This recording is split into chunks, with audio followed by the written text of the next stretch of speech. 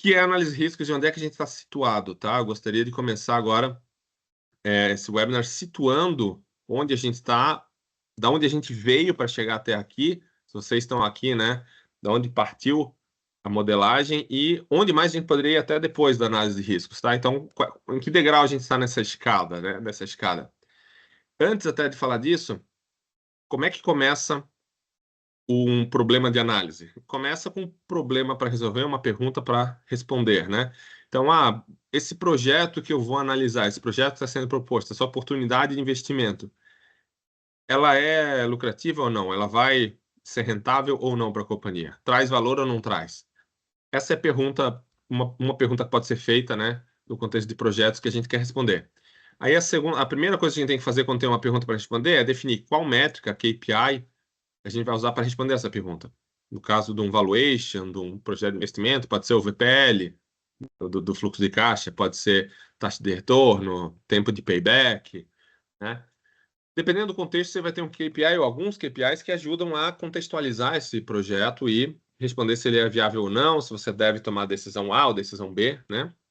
A gente vai, sabendo qual é a métrica, definir um modelo para calcular essa métrica, um modelo estático, determinístico, um motor de cálculo para calcular essa métrica. Por exemplo, um fluxo de caixa do projeto.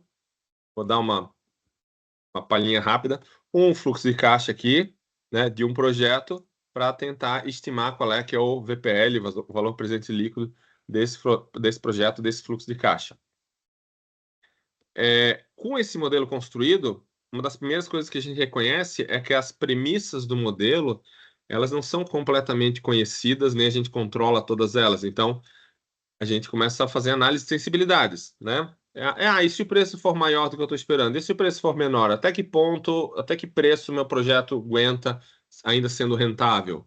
E se a produção for maior, o CAPEX, o OPEX maior, menor? Sensibilidades começam a surgir e a gente tenta entender como cada variável afeta as nossas métricas, né? A gente então reconhece que essas sensibilidades não andam sozinhas. O mundo não vai mudar uma variável por vez da maneira que a gente modela nessa sensibilidade determinística, né? E a gente dá um passo seguinte, que é a análise de cenários. Vamos montar um cenário, então, que a curva de produção é maior, mas isso também exige um investimento maior, custo operacional maior, e aí, como é que fica a rentabilidade do projeto? Não, vamos botar outra em que o preço cai. Quando o preço cai, eu vou segurar no custo operacional, vou produzir menos, segundo o cenário. Um terceiro cenário em que as variáveis se combinam de uma maneira lógica, realista, de uma outra forma. A análise de cenários, que é esse terceiro passo, nos ajuda a entender como o projeto poderia performar em cenários factíveis, realistas no futuro, né? A análise de risco dá um passo além. Ao invés de gerar 2, 3, 5 cenários manualmente, por mais realistas que eles sejam, a gente não sabe a probabilidade desses cenários. E existe um mundo de coisas entre um cenário e outro, né? Um mundo de possibilidades aí no meio. A análise de riscos dá um passinho para trás, e ao invés da gente gerar esses cenários manualmente, a gente cria regras para a criação dos cenários. Então, os cenários serão criados durante uma simulação baseado nas regras de cada variável. Então, por exemplo, a produção vai variar de 40 a 60 mil por ano. O preço, a gente acredita que a melhor estimativa do preço para o ano que vem é o preço atual, mais uma volatilidade. Para o ano seguinte, outra. E para o ano seguinte, outra.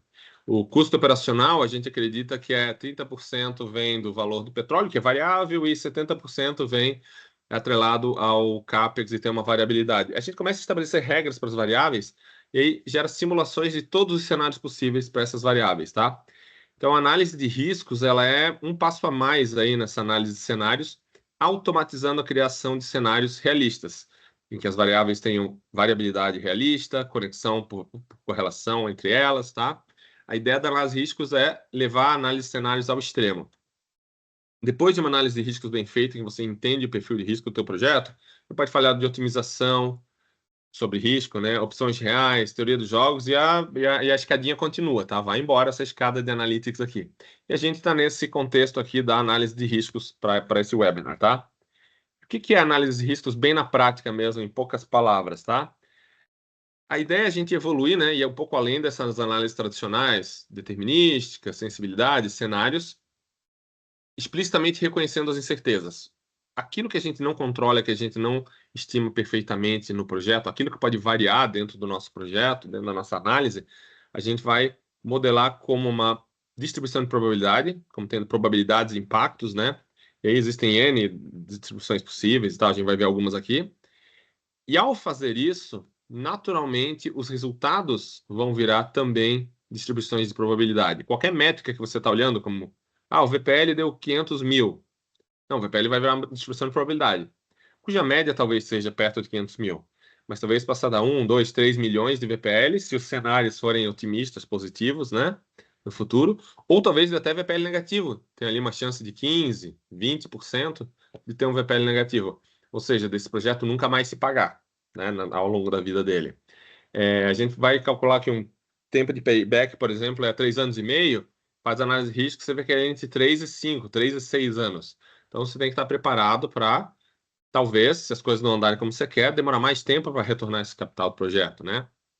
Todas as métricas tradicionais viram naturalmente estatísticas para a gente analisar e ajudam na tomada de decisão, ajudam na comparação entre oportunidades, comparação de projetos, tá? Além disso, a gente tem métricas novas baseadas em risco, como olhar percentis, olhar desvios padrões, estimar contingências baseadas nos riscos que o projeto tem. Então, se existe um investimento para fazer, foi estimado que você vai gastar 2 milhões para construir esse projeto do zero, é muito provável que algumas coisas saiam fora do que a gente está estimando, possam custar um pouco mais. Então, a gente estabelece uma contingência para dar conta de variabilidades típicas de um projeto desse tipo. Quanto que é essa contingência? 10%? É 20%? É 30%? Como é que a gente calcula isso? A análise de riscos te permite, uma vez que os riscos estão quantificados, transformar eles em uma contingência no final. Uma contingência baseada nos riscos que esse projeto de fato tem. A gente pode daí identificar os principais drivers de risco e pensar em estratégias de mitigação. A depender de quem são os principais fatores de risco que movem o resultado desse projeto, a gente pode pensar em como controlá-los, como fazê-los melhor, e aí, inclusive, testar o valor dessas mitigações, o quanto que uma estratégia de mitigação, por exemplo, reduz minha contingência, aumenta a probabilidade do VPL ser positivo, né? Ou melhora outros KPIs, aí, outras métricas do projeto. A gente pode até mesmo avaliar o impacto de eventos raros extremos, como mudança regulatória, uma crise cambial, um efeito climático que tem uma disrupção aí na tua cadeia produtiva, na tua cadeia de suprimentos, né? Até mesmo eventos muito raros podem ser estimados com análise de riscos, tá? É para isso que ela se presta, na verdade, para falar do que está nas caudas, do que não é comum, do que não é esperado, né? A gente começa qualitativo e com o tempo vai tornando-se cada vez mais quantitativo, né? Com números, com distribuições, mas tem todo um lado qualitativo atrás disso onde a gente começa, em que a gente captura a inteligência, o conhecimento dos experts, de quem está no projeto, para tentar traduzir isso depois num quantitativo realista, tá? Rapidamente aqui umas etapas, né, da análise de risco que a gente tipicamente passa, né? Um risk assessment, uma avaliação de riscos no início, fazer matrizes de risco, levantar quais variabilidades um projeto pode ter, quais riscos ele pode estar correndo que a gente não consegue controlar, né? Existem N passos importantes dentro desse risk assessment que a gente vai olhar para tentar estabelecer quais riscos existem nesse projeto, especificamente para ele, né? A gente vai tratar de variabilidades das coisas que a gente está estimando, das premissas do projeto, que sempre variam um pouco. A gente vai tratar também de riscos externos, matrizes de risco ou eventos que não fazem parte do projeto, do planejamento, mas que podem acontecer. Entrada de um concorrente, acidente, atrasos, disrupções na tua cadeia de suprimentos, eventos climáticos, coisas que não fazem parte da operação normal, mas que têm uma probabilidade, embora baixa, de acontecer e que podem impactar o teu negócio, né? E aí, com a simulação de Monte Carlo, que é a tecnologia chefe aqui dentro, né? A tecnologia chave aqui dentro desse processo, a gente consegue simular todos os cenários possíveis de todas as variáveis simultaneamente. E aí estabelecer qual a variabilidade dos resultados desse projeto, tá? A gente daí vai fazer essa análise de resultados, tentando entender quais são as distribuições de probabilidade dos resultados, né? Estatísticas, contingências, olhar tornados, ações de mitigação. Os próprios relatórios de uma análise de risco já te direcionam a pensar quem são os riscos mais importantes, a entender quem são os riscos mais importantes, quais estratégias de mitigação poderiam fazer sentido se a transferir, se é reduzir tua exposição, se é transferir o risco, se é comprar um seguro para aquele risco, né? Se aumentar a tua exposição, um risco positivo, por exemplo, tá? E aí, ao longo da vida do projeto, a gente vai monitorando, vai atualizando a análise de risco, numa análise de risco, por exemplo, de cronograma de projeto, uma coisa que a gente também vai fazer um webinar no futuro. É muito comum você fazer análise de risco antes de começar a implantação do projeto. Conforme o cronograma começa a andar e as coisas vão acontecendo, alguns riscos passam e não acontecem mais, passou a fase que aquele risco podia acontecer. Outros se manifestam, né, que você já tinha monitorado. Podem surgir riscos novos, a depender de como o projeto é conduzido e do que acontece, e aí a gente roda a análise de novo. E a gente pode ir atualizando como que essa contingência de prazo, por exemplo, ou o prazo que foi estipulado lá com os stakeholders do projeto, qual a probabilidade que a gente tem de cumprir esse prazo no início e durante, né, a execução. E se perceber que a probabilidade está começando a jogar contra a gente, você pode, antes de atrasar irreversivelmente, antes de estourar o projeto e dar problema, você pode voltar com as partes interessadas aí e renegociar as coisas. Mostrar para eles que, olha, a gente está tendo aí uma tendência de começar a acumular lá na frente a probabilidade de ter problemas. Vamos atuar agora para evitar? Quanto antes fizer isso, melhor. E a análise de risco te ajuda a monitorar isso de uma maneira bem quantitativa, tá? Últimos slides antes da gente pegar o software, né? Pegar o Excel e sair usando. O que é uma análise tradicional, né? A gente vai ter um modelo construído, estático, determinístico aqui no meio, para calcular uma métrica que a gente quer. O VPL, o custo do projeto, taxa de retorno, tá? Esse modelo que calcula essas métricas que a gente quer, ele é baseado em algumas premissas de entrada, né? Volumes, preços, custos, durações, datas, taxas, etc. Esses valores, tipicamente, estimativas pontuais. Numa análise tradicional determinística, o volume é 1, o preço é X, o custo é Y, todas as variáveis têm um número e elas entram no teu modelo. E o modelinho é esse moedor de carne, aí, moedor de números que gospe uma métrica calculada para você.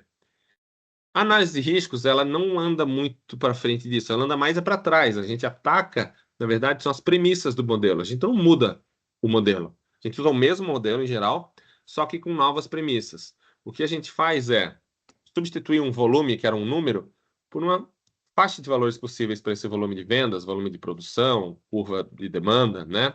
Os preços, olha preço histórico e vê quanto o preço varia ao longo do tempo. Sazonalidade, tendência, volatilidade, né?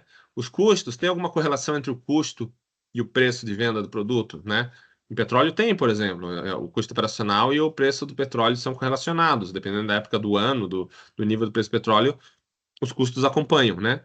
Quando a gente faz isso e muda, né, a estrutura das premissas de entrada, elas viram distribuições de probabilidade, a simulação permite que a gente use o mesmo modelo, o mesmo motor de cálculo, né, o mesmo moedor de números aqui, para recalcular essas métricas do teu projeto, que naturalmente não existem só mais como um número, mas sim como 1.000 números possíveis, ou 10.000 números possíveis, para esse VPL, para essa taxa de retorno, para essa data, para esse custo. Então, as métricas viram naturalmente distribuições de probabilidade, que vão ter suas estatísticas, seus gráficos, um monte de coisa para a gente olhar interessante, e com os quais a gente pode elencar quais são os riscos relevantes do projeto, né?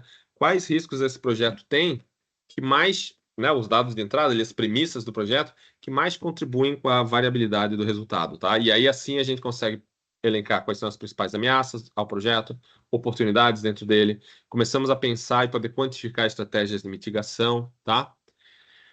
E aí eu gosto dessa figurinha para lembrar que má notícia, né? Se você faz uma análise de risco e descobre que o projeto tem uma chance de 40% de ter um VPL negativo.